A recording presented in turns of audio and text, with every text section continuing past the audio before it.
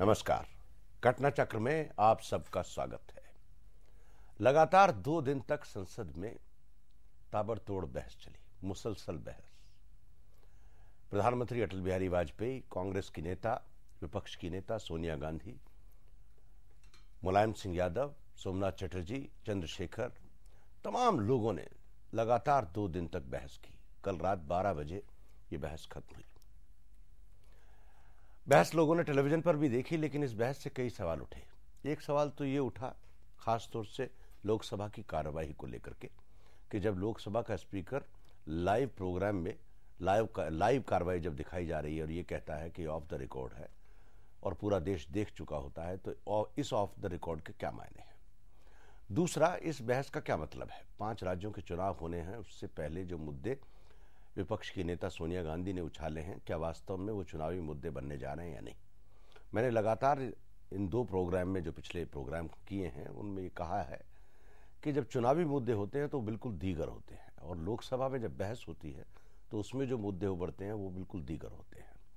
इन दोनों मुद्दों के बीच में क्या तालमेल आने वाले चुनाव में होने वाला है या नहीं, ये भी देखना है।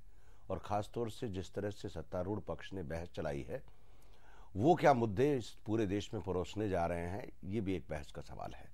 आज हम इस प्रोग्राम में यही बहस करेंगे।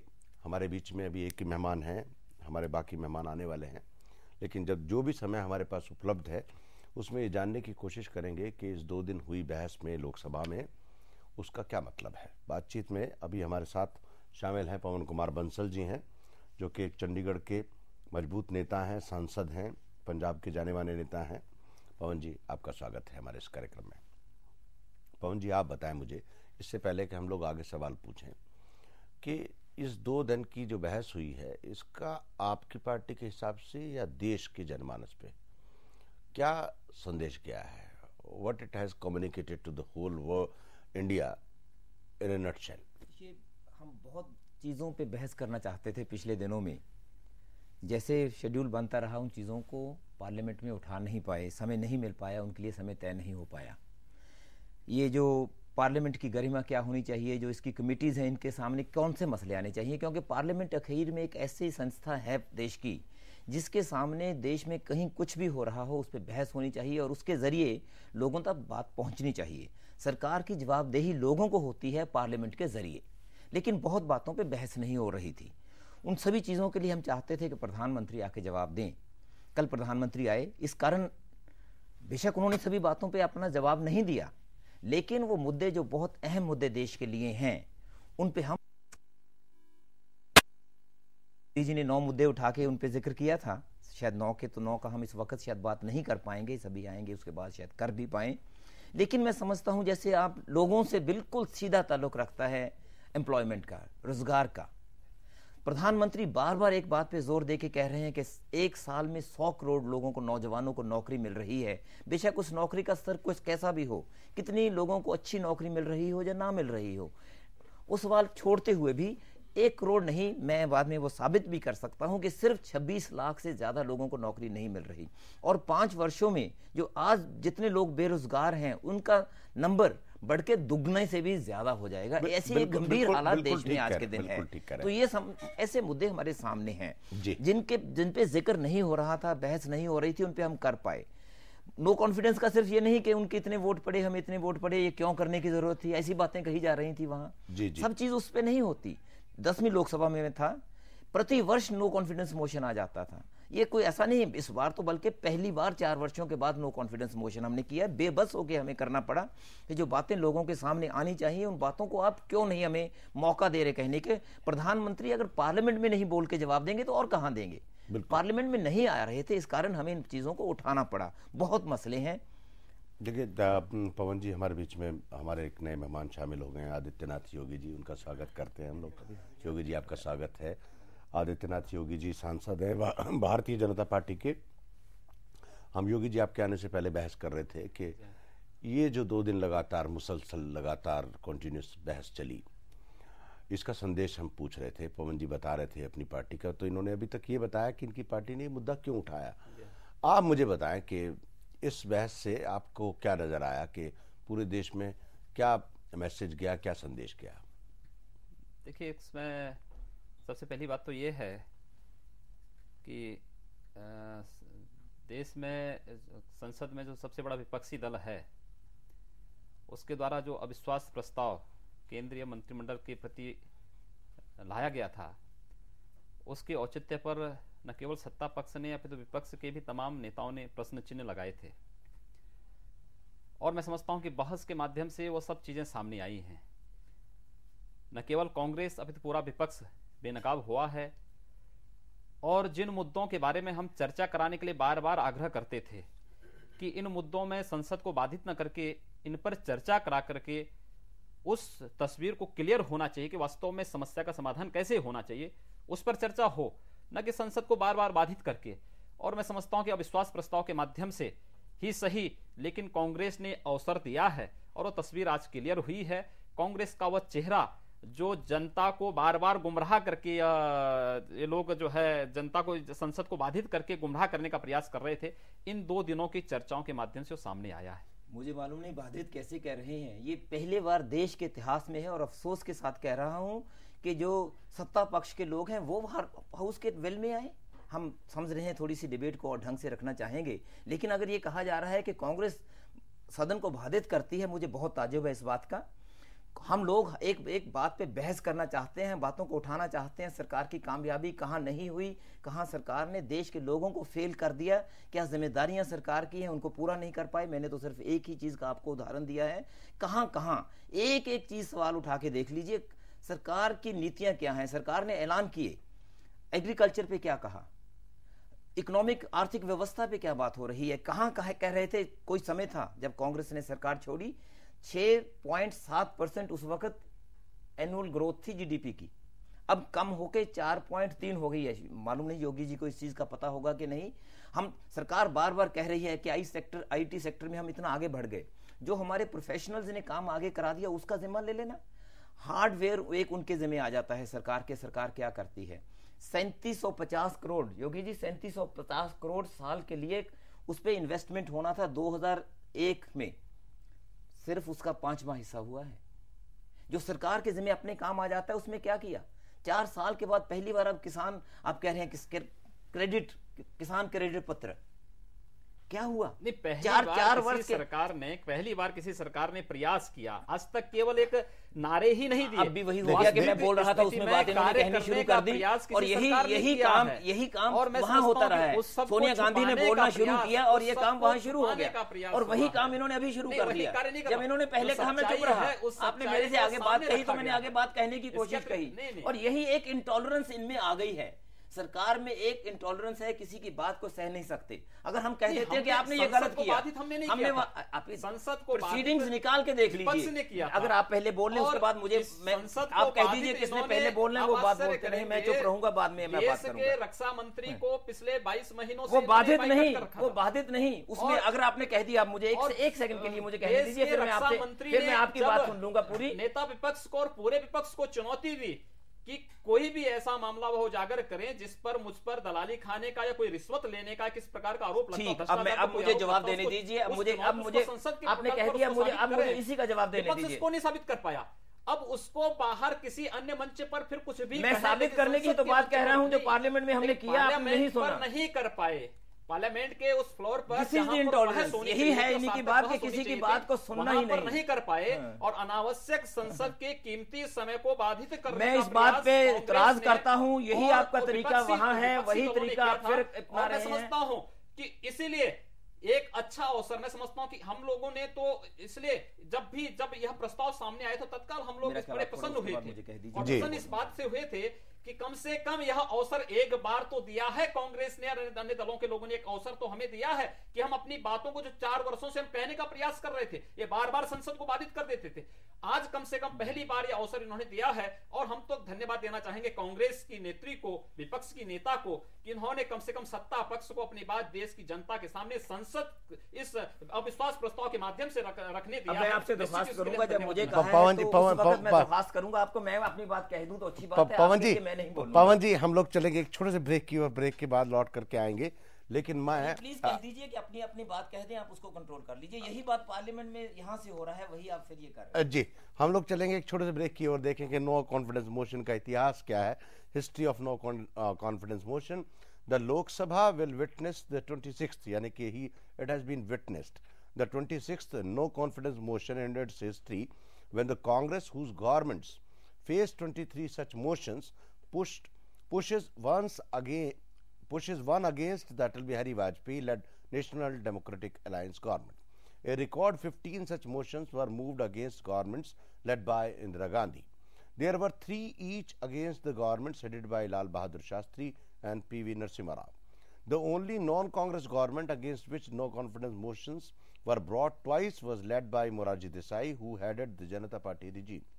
The first no confidence motion in the history of Lok Sabha was moved by the socialist Acharya Kripalani against Jawaharlal Nehru in August 1963. The last was against the Narasimha Rao government in July 1993, moved by Ajay Mukhopadhyay of the Communist Party of India. It was a close shave for Rao. He survived by just 14 votes. Of the 25 such motions so far, only 4 were negatived by a voice vote, while the rest were decided by a division of vote. हम लोग चलेंगे एक छोटे से break के बाद लौट करके आएंगे और हम लोग फिर चर्चा करेंगे कि 2 दिन हुई इस मुसलसल बहस में क्या निकल करके आया है। छोटे से ब्रेक के बाद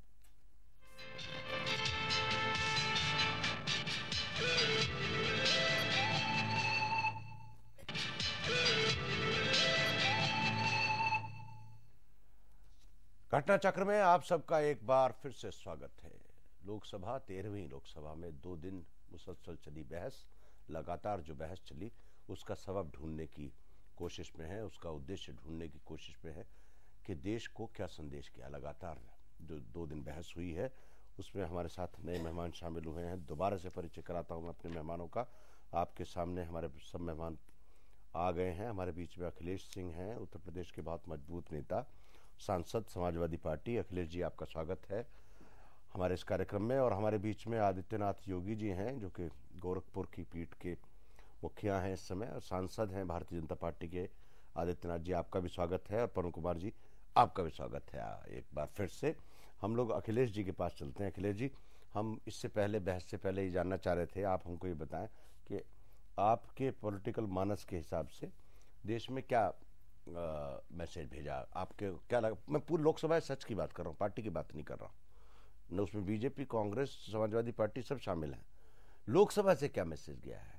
देखिए, जो अविश्वास प्रस्ताव विपक्ष के द्वारा लाया गया था उसमें जो बुनियादी समस्याएं थी जिसपे ये सरकार असफल साबित हुई थी, उन मुद्दों को बड़े ही शिद्दत के साथ उभारा गया। मतलब असफल साबित करने का आरोप आपने लगाया नहीं, था। जैसे कि बीजेपी नहीं मानती है, तो उसको थोड़ा सा करेक्ट कर लें। त्यागी जी, मैं बिल्कुल ही बिंदुवार इस मामले को रखना चाहता हूं। जी, बेरोजगारी के मुद्दे पर हमने सरकार को कटघरे में खड़ा किया। आदरणीय प्रधानमंत्री जी ने अपने चुनाव घोषणा पत्र के माध्यम से देश की जनता से वादा किया था कि हम प्रतिवर्ष 1 करोड़ नौजवानों को रोजगार देने का कार्य करेंगे।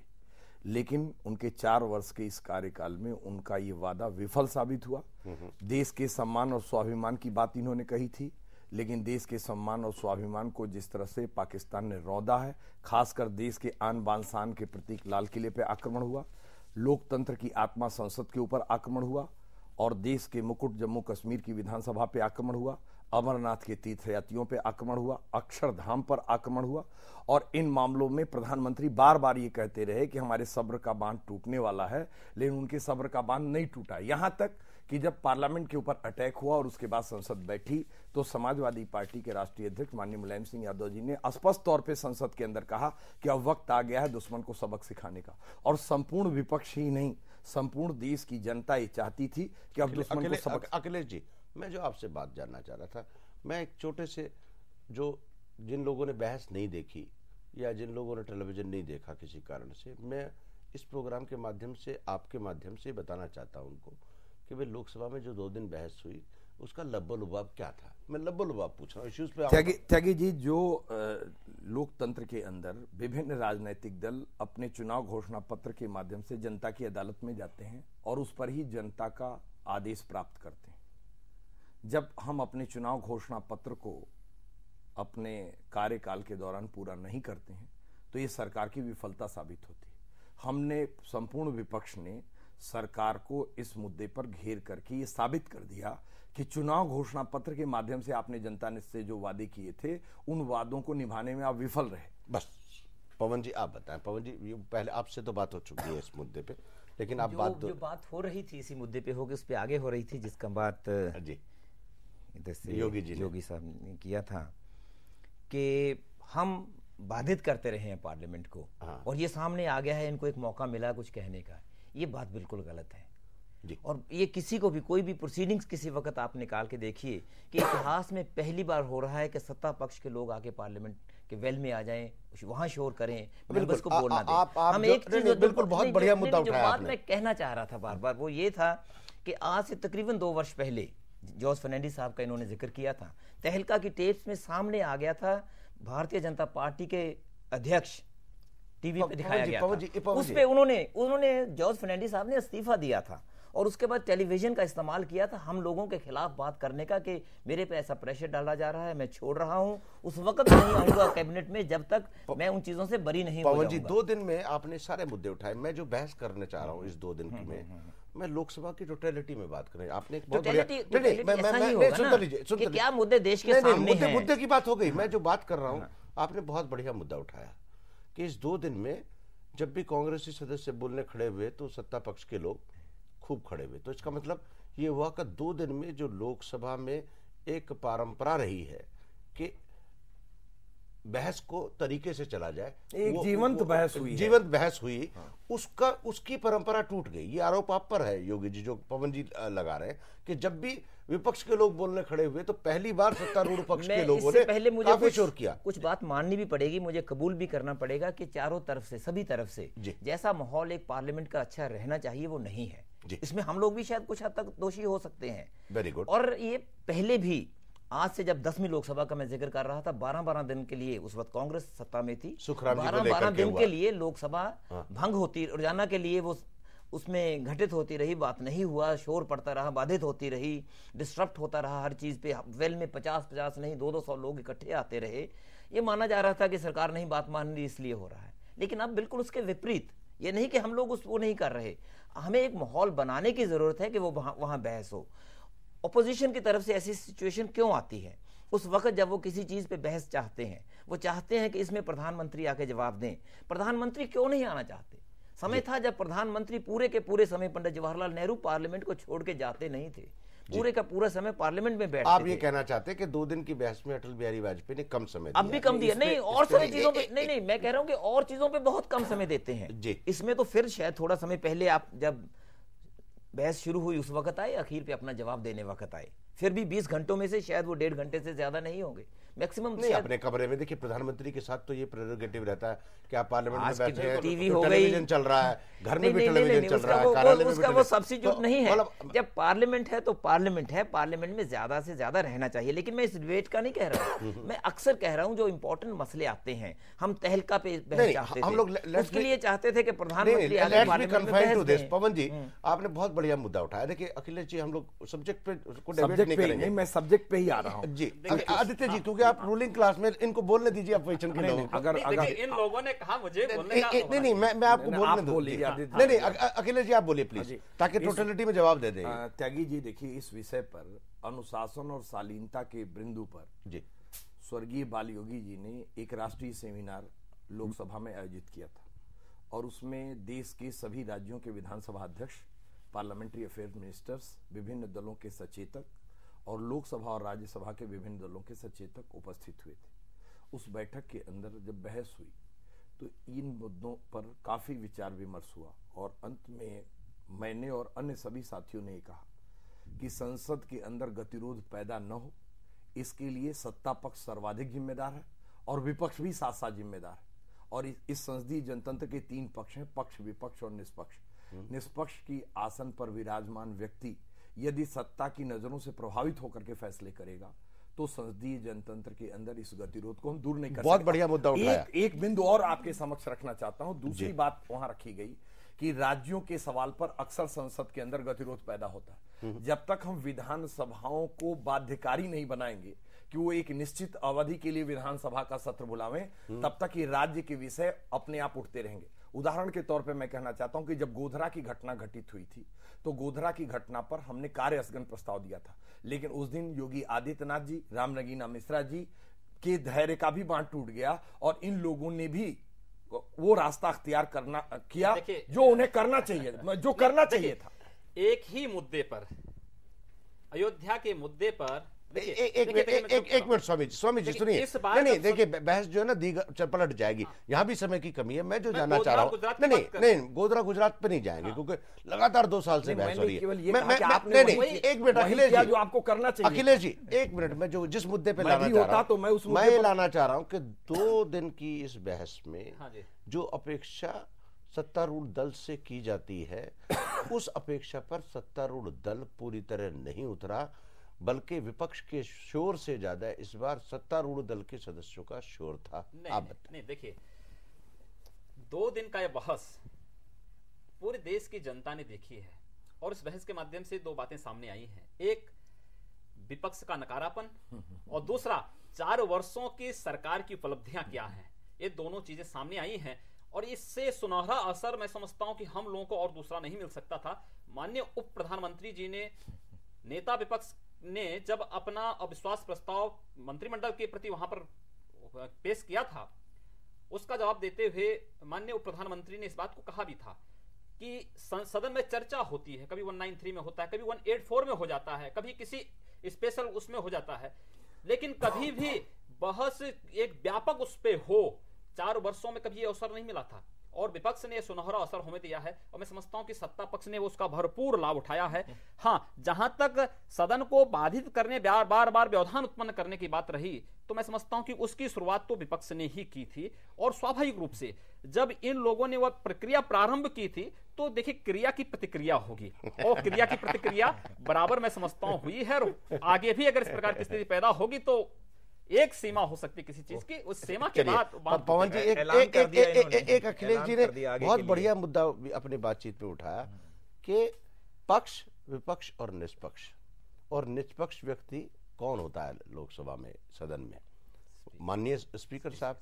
और इन्होंने कहा कि जब निष्पक्ष व्यक्ति सत्ता पक्ष का चश्मा लगा ले तो सदन की स्थिति थोड़ी गड़बड़ा जाती है। और मैं ऐसे उसमें, हालांकि कोई माननीय स्पीकर पर कोई आक्षेप नहीं लगा सकता, लगाना भी नहीं चाहिए, he is a very powerful man, कुर्सी बड़ी इंपॉर्टेंट है, लेकिन क्योंकि कोई आदमी होली काऊ नहीं है इस देश में। जब आप लोकतंत्र में किसी चीज पे बहस कर रहे हैं तो नोबडी इज ए होली काऊ। लेकिन आप स्पीकर के रोल को भी इस 2 दिन पे आप मुझे बताएं कि जिस तरह से पूरे आम दर्शकों ने देखा कि हर बात को ये कहना कि ये रिकॉर्ड पे नहीं जाएगी, और उससे एक सवाल और भी उठा है, टेलीविजन पे तो गई, लोगों ने देखी, तो ऑफ द रिकॉर्ड का क्या मतलब है? उसका मतलब क्या है? एक मिनट आदित्य जी, देखिए उस मामले में स्पीकर के उस पर प्रश्न चिन्ह नहीं लगाया जा सकता है। एक नहीं, मैं नहीं लगा रहा हूं। जिन विपरीत परिस्थितियों में और जिस माहौल में सदन की कार्रवाई को शांतिपूर्ण तरीके से, बहुत अच्छे व्यवस्थित तरीके से चलाया गया 2 दिन, मैं समझता हूं कि माननीय अध्यक्ष महोदय के कारण ही संभव हो पाया है। इस पर कहीं कोई प्रश्न चिन्ह नहीं लग सकता। एक, दूसरा, समय समय पर बाधित विभिन्न अपने वक्तव्यों के माध्यम से, अपनी क्रियाओं के माध्यम से यह विपक्ष के विभिन्न सदस्यों के द्वारा उत्पन्न किया गया है। मैं आपको बताऊं, देखिए किस प्रकार से व्यवधान, आप देखें यह सदन जब से शुरू हुआ है तब से लेके देखा होगा आपने, अयोध्या का प्रश्न 3 से 4 बार उठ चुका है संसद के अंदर। हर बार जब से गोधरा की घटना घटी होगी और गुजरात को, उसकी प्रतिक्रिया में गुजरात में जो कुछ हुआ है, वह घटनाएं बार बार पुनरावृत्ति, उसकी हर सदन में, हर बार, हर सेशन में उसकी पुनरावृत्ति होगी। 1 बार 2 बार, उसमें 193 में हर सेशन में चर्चा होती है। योगी जी जो मैं बात कर रहा था, मैं उसी विषय को लेकर के और बेल में चले आना और फिर संसद की कार्रवाई को बाधित करना, आप चर्चा कराना। देखिए मैं दूसरी बात, देखिए करना हम समझता हूं सत्य सरासर अन्यायपूर्ण है और हम उसके खिलाफ हैं। जी, मैं बाधित वाली बात पे ही आना चाहूंगा। वो एक पहली बार ये हो रहा है कि मैं वो बात फिर दोहरा रहा हूं, आज तक सत्ता पक्ष वेल में जा रहा है, ये कभी नहीं हुआ। जी, सब अभी देखिए, रिकॉर्ड की बहुजन चीजें समाज हैं। पार्टी ये कभी नहीं सत्ता हुआ कि पक्ष सत्ता है, पक्ष के और लोग जा रहे बहुजन हो। समाज पहले पार्टी बार ने पूरे एक 13वीं दिन लोकसभा में ये हो आदरणीय रहा है जगमोहन जी के और सवाल पे सदन की कार्रवाई नहीं चलने और दी। यहाँ तक एक कि मिनट अखिलेश जी, प्रधानमंत्री एक मिनट। हाउस में बैठे होते हैं, उस वक्त ये हो रहा एक होता दिन है। अवपात ऐसा कभी नहीं एक हुआ। नहीं नहीं, मैं दूसरी बात कर रहा हूँ। मेरे पवन पास- जी, मैं बात कर रहा था, इन्होंने बहुत बढ़िया बात की माननीय लोकसभा मैं उस स्पीकर बात के बारे में। उसके मैं मैं कहना- स्पीकर मैं- के रोल के बारे में, देखिए मैं उससे थोड़ा तो इस लोकतंत्र में सारी चीजें साफ तस्वीर, पारदर्शिता की बात कर रहे हैं, और आप सिर्फ इस भ्रम से और इस डर से ये आलोचना नहीं करें कि उनको दंडित करने का अधिकार है, तो दंडित करने के अधिकार के बावजूद आपको विवेचना करने का अधिकार कौन छीन सकता है? इसका मैं जी। एक चीज ये कहना चाहूंगा कि यहाँ तक कल और परसों का 2 दिनों का सवाल है। यहाँ तो मैं योगी जी से थोड़ा सा मुत्फिक हूँ इस बात पे जी। कि अगर हम पहले से हिसाब लगाएं तो ये 2 दिन की बहस, बेशक मैंने शुरू में ये कहा था शोर होता रहा है, लेकिन ये 2 दिनों की बहस हमेशा से जितने 4 वर्ष हैं उनसे बेहतर हुई है, ये भी मैं साथ जरूर कहना चाहूंगा। बहुत सी बातें लोगों के संज्ञान में आई। उनसे पहले दोनों दिनों से अच्छी हुई है। 12 घंटे की जगह 20 घंटे बहस हुई। पहले दिन पूरा दिन सुबह से लेकर चलती रही, कल 11 बजे से लेकर रात के 12 बजे तक बहस बिना किसी ब्रेक के चलती रही, आगे से अच्छी हुई है।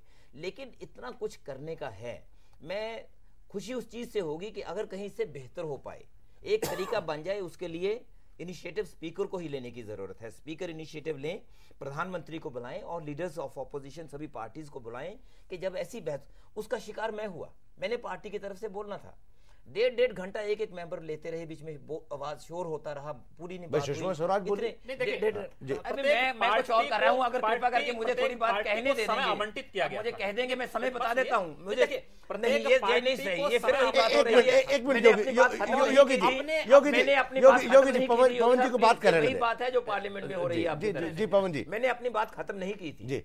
12 घंटे अगर इनकी बात का जवाब दे दूं, हाँ। अगर मैं तो कोई और ढंग से बात कह रहा था, इन्होंने बात दूसरी उठा दी और उसी का मुझे कहना चाहिए।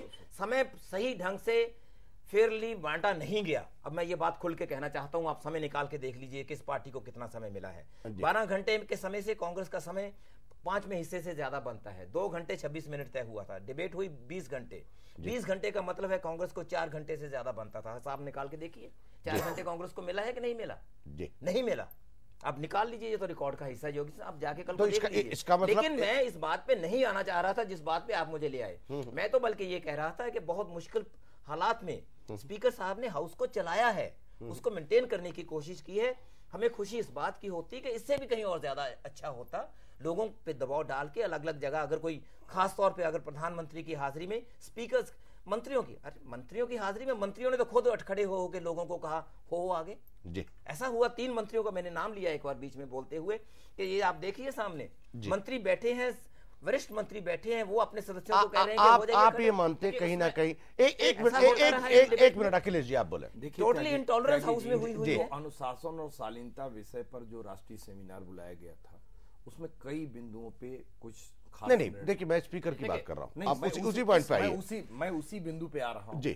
कि जब हम उन नियमों के अंतर्गत सभी राजनीतिक दल अपने को ढालने का प्रयास करेंगे, तो निश्चित ही तौर पे संसद की कार्रवाई, विधानसभा की कार्रवाई को हम सुचारू रूप से चला सकते हैं। लेकिन उन नियमों में हम विपक्ष से ये आशा अपेक्षा करें कि विपक्ष अपने आचरण के आप उस आचरण को निभावे और सत्ता पक्ष अपने आचरण से दूर रहे, तो इससे बात नहीं बनती। उसमें एक बात ये भी तय हुई थी कि संसद और विधान अखिलेश जी, एक मिनट, अखिलेश जी। संसद और विधानसभाओं को रिजल्ट ओरिएंटेड बनाना होगा। देखने में ये आता है कि हम केवल इस संसद की ही बात नहीं कर रहे हैं, विभिन्न विधानसभाओं में अलग अलग दलों की सरकारें हैं, वहां पर सरकार की तरफ से सकारात्मक जवाब आते हैं, लेकिन क्रियान्वयन उनका नहीं होता है। तो जब तक क्रियान्वयन को भी हम सकारात्मक दिशा में आगे नहीं ले जाएंगे, तब तक बात नहीं बनेगी। अभी पवन कुमार बंसल जी ने जो बात कही कि समय 20 घंटे का जब समय, इससे लगभग हर दल प्रभावित हुए हैं, केवल कांग्रेस पार्टी ही नहीं। जैसे हमारी समाजवादी पार्टी को भी 36 मिनट का समय अलॉट था, और जो बढ़ा हुआ समय 20 घंटे का था, उसका लाभ समाजवादी पार्टी को नहीं मिला। और उससे मुझसे भी स्पीकर साहब ने व्यक्तिगत तौर पे कहा था कि आपको बोलने की इजाजत दी जाएगी, लेकिन वो मुझे बोलने की इजाजत नहीं दे पाए। उसके पीछे जो मैंने व्यवहारिक कठिनाई को देखा कि जो छोटे छोटे दल हैं, एक दलों का प्रतिनिधित्व करने वाले लोग हैं, उनको भी बुलवाने की एक नैतिक जिम्मेदारी माननीय लोकसभा अध्यक्ष जी के ऊपर थी। जैसे अभी बोडोलैंड का प्रतिनिधित्व करने वाले लोग, मान साहब जैसे प्रतिनिधित्व करने वाले लोग, रोंगपी जैसे लोग, मुस्लिम लीग, ये तमाम विभिन्न जो दल, छोटे छोटे दल थे, उनको ये कहने का मौका न मिले कि साहब इस पार्लियामेंट के अंदर हमारी बात नहीं सुनी गई, उनको भी सम्मिलित करने का एक मुख्य हो रहा। और सत्तारूढ़ दल के अंदर भी ये बातें उभर करके आई। जैसे जनता दल यूनाइटेड है, उन लोगों ने तो सीधे सीधे पार्लियामेंट के फ्लोर पर विरोध किया कि हमको समय नहीं दिया गया। यद्यपि कांग्रेस पार्टी और अन्य दलों ने थोड़ी शालीनता दिखाया कि उन्होंने इस दिशा में उस दिशा में बीजेडी तो आप ही का हिस्सा है, थे ना, घटक दल हैं, उन सबको भी अवसर मिलना वहाँ ये एनडीए का टाइम तय हुआ था, एनडीए का टाइम अनाउंस किया गया था। एनडीए का टाइम इकट्ठा डाल के और पार्टियों से ज्यादा बनता है। हमारा जैसे मैंने कहा 2 घंटे 26 मिनट बनता है, एनडीए का 5 घंटे कुछ ऐसा बना था। और उसके हिसाब से जैसा बढ़ता है, अगर आप समय का हिसाब लगा लें, ये हम मुद्दा बहुत बड़ा मुद्दा नहीं जिसका हमने जिक्र करना शुरू कर दिया, हम और चीजों नहीं बड़ा मुद्दा है, क्योंकि लेकिन उसका 20 घंटे के हिसाब से आप क्योंकि ये उस बहस का इंटरनल हिस्सा है जो कि दर्शक को नहीं मालूम है कि किस पार्टी को कितना समय मिला और किसने क्या बोला। उसमें मुझे एक बात कहनी है। देखिए, माननीय अध्यक्ष लोकसभा की अध्यक्षता में बिजनेस एडवाइजरी कमेटी बनी हुई है जी, जो प्रत्येक दिन के बिजनेस के बारे में चर्चा करती है। वहां पर जो बातें तय होती हैं, क्या माननीय अध्यक्ष के सामने जो बातें तय होती हैं, क्या बिजनेस एडवाइजरी कमेटी के बाहर जब सदन में वही सदस्य माननीय सदस्य आते हैं, क्या उनका आचरण उस प्रकार से होता है जो माननीय अध्यक्ष के सामने होता है?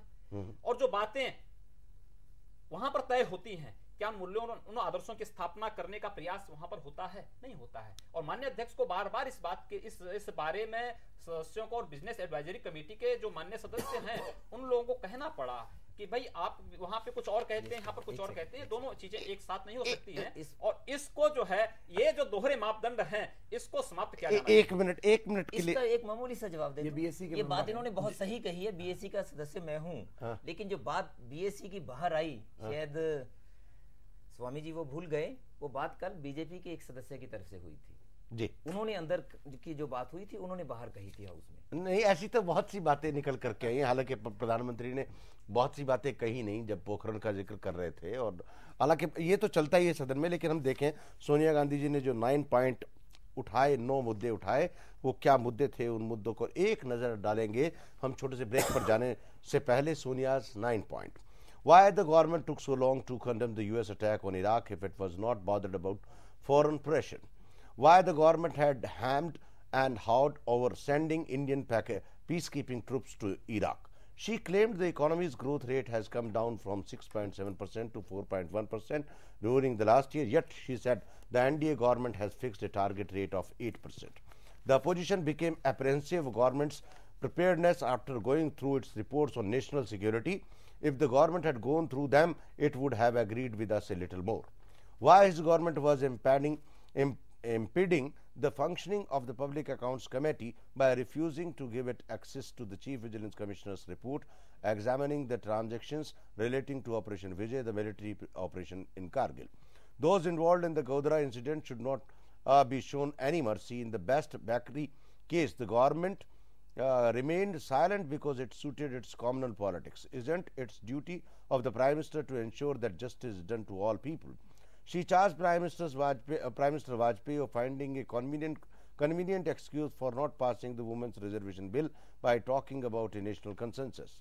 Gandhi also criticized the NDA government for subverting school textbooks. हम लोग चलेंगे एक छोटे से ब्रेक की ओर, और ब्रेक के बाद लौट करके आएंगे बातचीत के अंतिम चरण में कि 13वीं लोकसभा क्या इस बात में सफल हो पाई इस अविश्वास प्रस्ताव के माध्यम से कि आने वाले चुनाव में जो मुद्दे हैं वो बिल्कुल उनकी तस्वीर साफ है। एक छोटे से ब्रेक के बाद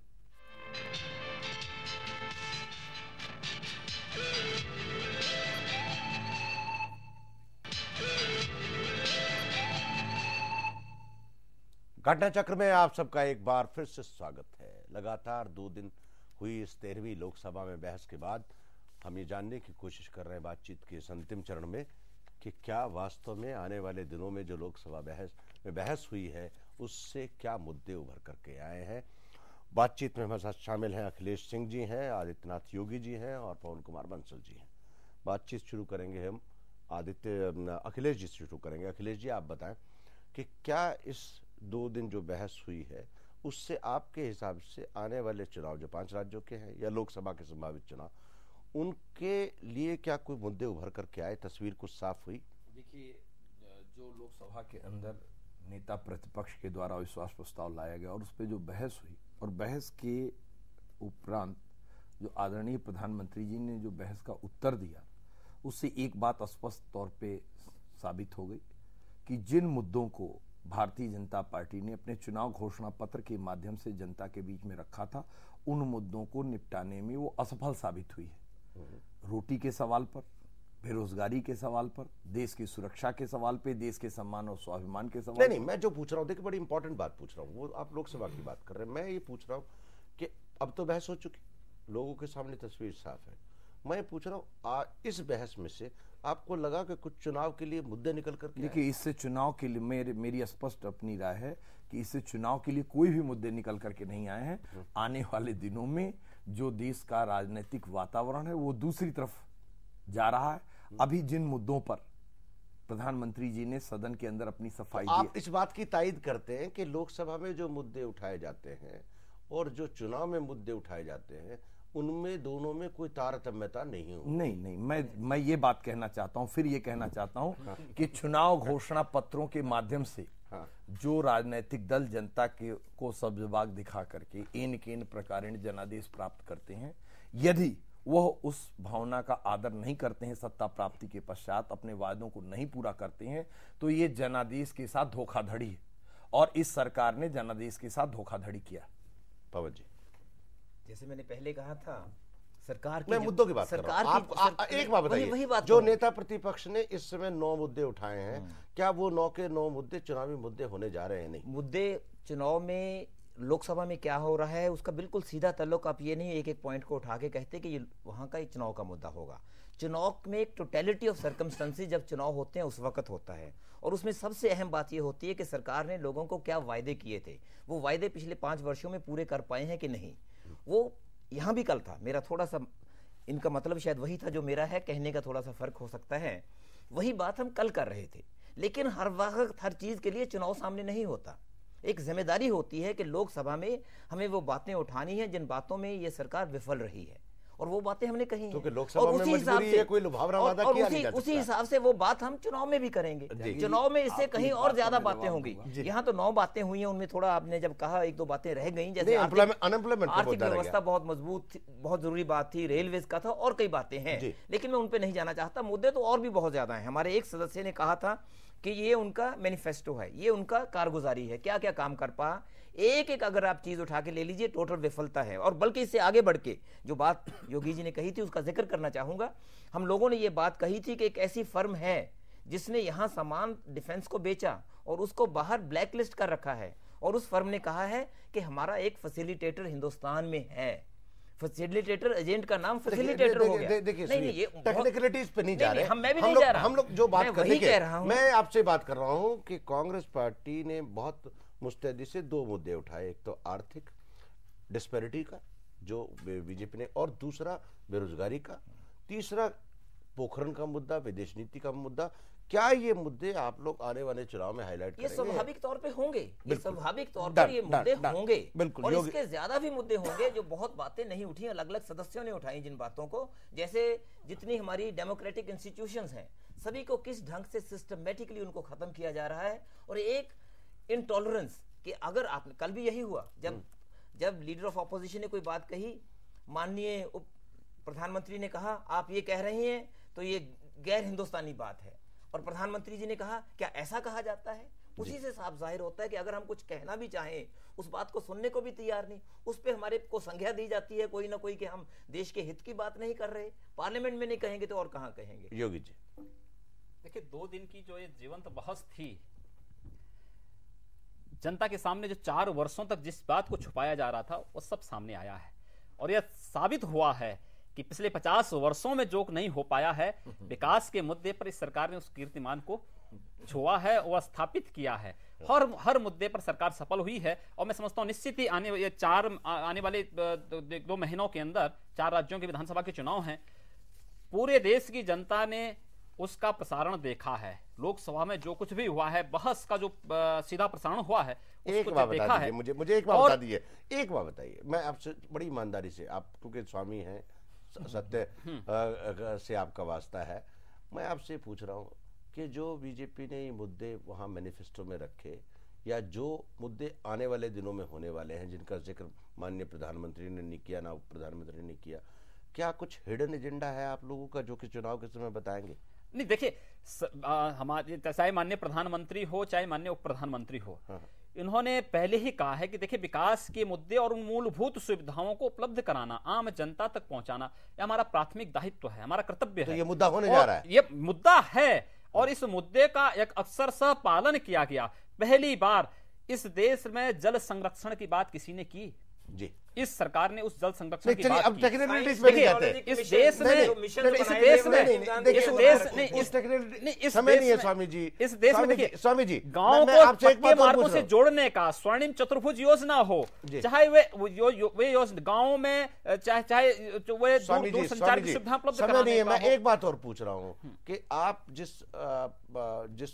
रास्ते के लिए भारतीय जनता पार्टी तैयार थी राम मंदिर के मुद्दे के लिए, वो मुद्दा इस बहस में नहीं आया, क्या वो मुद्दा होने जा रहा? नहीं, देखिए वह बीजेपी का अलग बीजेपी, देखिए इस समय बीजेपी अकेले सरकार में नहीं है, राष्ट्रीय जनतांत्रिक गठबंधन की सरकार है, एक मिला जुला एजेंडा है जी। जहां तक मेरी व्यक्तिगत राय है तो राम मंदिर का मुद्दा हो, चाहे गौ हत्या पर प्रतिबंध लगाने का हो, चाहे समान नागरिक संहिता का हो, यह लिया जाना चाहिए। लेकिन जब राष्ट्रीय जनतांत्रिक गठबंधन की बात आएगी तो सबको उसमें आपस में समन्वय करके अपने कुछ मुद्दों को छोड़ने पड़ेंगे। और मैं समझता हूं कि भारतीय जनता पार्टी के माननीय अटल बिहारी वाजपेयी जी के नेतृत्व में, माननीय प्रधानमंत्री श्री लालकृष्ण आडवाणी जी के नेतृत्व में जो सरकार चल रही है, मैं समझता हूं कि यह पूरी तरह उसमें सफल हुई है, इसमें कतई कोई संदेह नहीं होना चाहिए। और 2 दिनों की बहस के द्वारा, उस जीवंत बहस के द्वारा पूरे देश की जनता ने एक अंग्रेजी का शब्द है सिलेक्टिव डिमेंशिया, कि समय समय पे किस हिसाब से आप जिस चीज को भूलना चाहते हैं वो भूल जाइए और दूसरी बात करते रहिए। बिल्कुल संक्षेप में, अभी आदित्यनाथ जी ने जो बात कही है उससे ही स्पष्ट तौर पे साबित हो गया है कि भारतीय जनता पार्टी अंतर्द्वंद से गुजर रही है। एक तरफ सत्ता का मोह, राष्ट्रीय जनतांत्रिक गठबंधन को बनाए रखना, और दूसरे जो उनके मूल मुद्दे हैं, जिन मुद्दों के बल पर भारतीय जनता पार्टी आज इस स्वरूप में उभर करके आई है, उनके प्रति उनकी एक ललक, दोनों का विरोधाभास निश्चित ही तौर पे जनता के साथ न्याय नहीं कर पा रहा। और आज इस भ्रम की स्थिति ने देश को ऐसे दोराहे पर खड़ा कर दिया है कि देश को आज विदेशी ताकतों के समक्ष घुटने टेकने पड़े। चलिए अखिलेश जी बहुत बहुत शुक्रिया, आदित्य जी आपका भी बहुत बहुत शुक्रिया, पवन जी आपका भी बहुत बहुत शुक्रिया। 13वीं लोकसभा को बधाई दी जानी चाहिए कि कम से कम इस अविश्वास प्रस्ताव के माध्यम से पूरे देश ने पारदर्शी तरीके से जाना कि प्रधानमंत्री के मन में क्या है, नेता विपक्ष के मन में क्या है, और जो 543 सांसद हैं उनके मन में क्या है। फैसला आपको करना है, फैसला आपके हाथ में है। कल हम फिर मिलेंगे नए विषय के साथ, नए मेहमानों के साथ। तब तक के लिए धन्यवाद, नमस्कार, खुदा हाफिज।